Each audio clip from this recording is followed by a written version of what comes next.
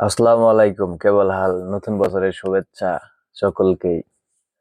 তো যারা ভাবতাছেন নতুন বছর কাফেলা পদ্ধতি থাকবে না বা কফিল থাকবে না, আসলে এরা কিছু খাইয়া চিন্তা ভাবনা করতেছে। আর যাদের কথায় এগুলা ভাবতাছে তারা হয়তো নিশ্চিত গাঁজাখোর।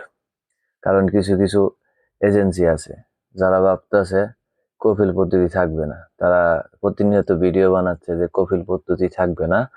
আর ভিউ ব্যবসা করার জন্য বা তাদের এজেন্সি নামে কিছু দালাল আছে, এরা বিশেষ করে এরকম তথ্য দিয়ে থাকে যে কফিল পদ্ধতি থাকবে না। কফিল পদ্ধতি থাকবে, এটা সৌদি থেকে যাবে না, বরং সৌদি আরবে এটা এখন বিজনেস হয়ে গেছে। বিজনেস, বুঝছেন নি? আর যারা বলে কফিল থাকবে না, আকামা পদ্ধতি সরকার এইভাবে হয়ে যাবে, কম খরচে হবে, যারা বলতেছে এরা সর্বোচ্চ পর্যায়ের গাঁজাখোর, সর্বোচ্চ পর্যায়ের গাঁজাখোর। কফিল পদ্ধতি সৌদি আরব থেকে কখনোই যাবে না। আপনারা যাই মনে করেন, কফিল পদ্ধতি সৌদি আরব থেকে যাবে না।